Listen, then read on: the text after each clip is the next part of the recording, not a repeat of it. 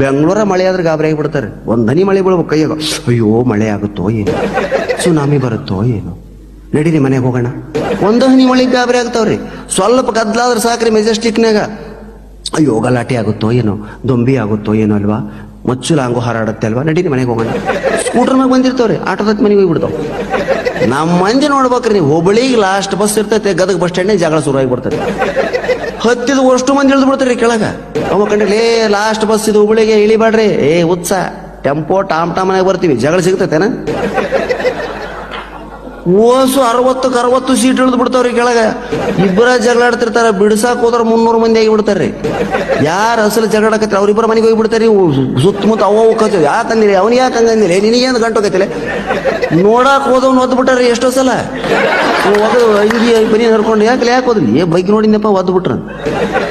ಯಾರಿಗೆ ಒದ್ವಿ ಅಂತ ಅವ್ರಿಗೆ ಗೊತ್ತಿಲ್ಲ, ಯಾಕೆ ಒದ್ಸಿಕೊಂಡೆ ಅಂತ ನಿಮಗೆ ಗೊತ್ತಿಲ್ಲ. ಮಾನ ಅಪಮಾನಗಳನ್ನು ಬಿಟ್ರ, ಅಭಿಮಾನ ಸ್ವಾಭಿಮಾನಗಳನ್ನ ಬಿಟ್ರೆ ಮನುಷ್ಯ ಕಲಿತು ಅನ್ನೋದಕ್ಕೆ ನಾವ ಬಹಳ ದೊಡ್ಡ ಉದಾಹರಣೆ ಸ್ನೇಹಿತರೆ. ಅದಕ್ಕೆ ಹಾಸ್ಯ ನಮ್ಮಲ್ಲಿ ತಾಜಾತನ, ಕಾಮನ್ ಸೆನ್ಸು, ಕಾನ್ಫಿಡೆನ್ಸು, ನಾಲೆಡ್ಜು ಇವೆಲ್ಲ ಶಾಲೆಗಳಲ್ಲಿ ಹೇಳ್ಕೊಡಲ್ಲ, ಸಮಾಜದಲ್ಲಿ ಹೇಳ್ಕೊಡ್ತಾರೆ. ಅದಕ್ಕೆ 4 ಗೋಡೆಗಳ ಮಧ್ಯೆ ಕಲಿಯೋದು ನಾಲೆಡ್ಜು, 4 ಜನರ ಮಧ್ಯೆ ಕಲಿಯೋದು ಕಾಮನ್ ಸೆನ್ಸ್.